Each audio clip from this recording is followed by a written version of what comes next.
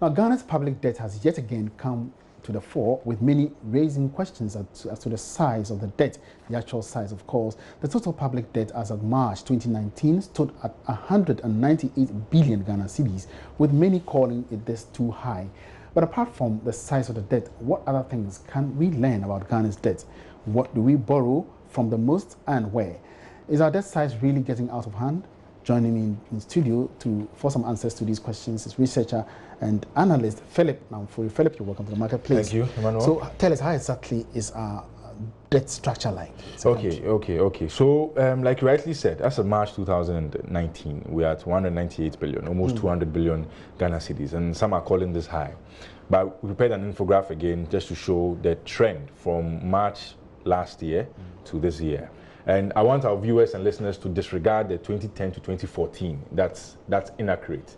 But the right thing is, from March 2018 right down to March 2019, as you can see, our total public debt has been going up.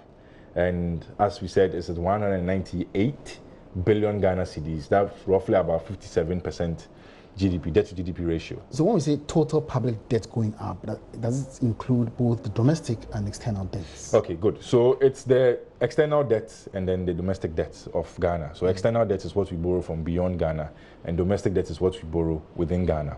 Again, I've prepared our external debt and how it looks like. And if you can have that on the screen, show our viewers how exactly our external debt looks like from last year to this year. So that's the external debt. And also, it's also going up, and it's at 102 billion Ghana cedis, and it forms a chunk of our debt. So our external debt is higher than our domestic debt. And you realize that if you're looking at external debt, we borrow from multilateral agencies, the IMF, World Bank, bilateral agencies. Countries? Yes, exactly. The countries, Japan, UK, US. We also borrow from the commercial banks, HSBC, Standard Chartered, and then finally the international capital markets. So all these come together to form our external debt. And if you look at the distribution, you find out that the multilateral creditors, we owe them more, followed by the international capital market. So we borrow more from the multilateral creditors, the World Bank, AFDB, etc. Then the international capital markets, the Eurobonds we've been issuing. Now are we talking about the real, monies that we borrow, or is inclusive of, for instance, instruments like money instruments and other bonds and so on and so forth? Okay, so for now, when we're defining debt, we use three keywords: actual, current, and not contingent. So what we've actually borrowed, what is on the books right now. Sometimes guarantees are not added to calculate the debt stock numbers, and that's also a debate that we can look at in further bulletins as to whether guarantees should now be added to public debt or not.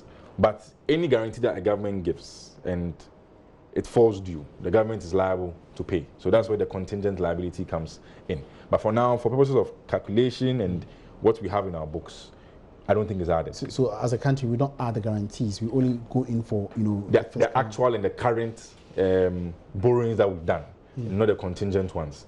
But we can always do further and better checks to make sure that we're on the right path. Which implies that if we are to add these guarantees and others, we could hover over and above the 200 billion we're talking about. Our debt will become something different. But if you look at domestic debt, and that's our last infograph, I want that to be shown so that we look at how domestic debt has also grown in the country. So that's it also. And you realize that over a period of just 1 year, it's been going up. The fortunate thing is that if you look at the debt to GDP ratio, because of the expansion or the rebasing of our GDP in September, we have that. A broader base. Yes. And when they're doing the calculation, they use the projected GDP. They don't use the GDP of 2017 or 2018. The GDP of 2019 is, the projected GDP is used in the calculation. The year hasn't ended. So to the uninformed, you're asking why we are using projected GDP to calculate debt to GDP ratio. So imagine we're using a different year, and imagine we hadn't rebased our economy. Our debt to GDP ratio will balloon. But that's just one metric of measuring debt. The other ones that in subsequent bulletins we can look at. Now, so who could be right here? Because in the recent past, we've seen some disagreements in the calculation. We've seen the minority saying that, you know, the debt levels is going over and above 200 billion, and that they want to summon the finance minister to parliament to answer questions. But then we have the information minister who also comes up to say that, hey, when you consider the rate at which we are paying for our debts, it's not that worrying. So who could be saying the right thing? Okay, so there was some reprofiling done, which has reduced the cost of our debt, and it's visible in the numbers. That's fine. But if you look at total stock on its own, it's going up. But the question is always, what are we using our debt for? If we're using it for things that can pay back for itself, we don't have a problem. We can borrow. Other countries borrow and they're able to service their debt. But once we start using it for lack of a better word, frivolous items, then we have a problem in servicing. And you know now, debt takes a huge chunk of our debt repayments, takes a huge chunk of our revenues when it comes to our budgets. So we're using a lot to service our interest payments, and that's also a problem. And finally, so what will be the way forward, or do you consider as the way forward for this debt situation? Well, if the finance minister pays heed to what the minority is saying, comes forward, they can give us some education on how exactly this is calculated. But that notwithstanding, every government that comes into power should make sure that when they are borrowing, it's used for the right reasons and they manage it prudently, so that we don't come back to this discussion of debt is going out of hand. So it's all down to effective sovereign debt management. That's all.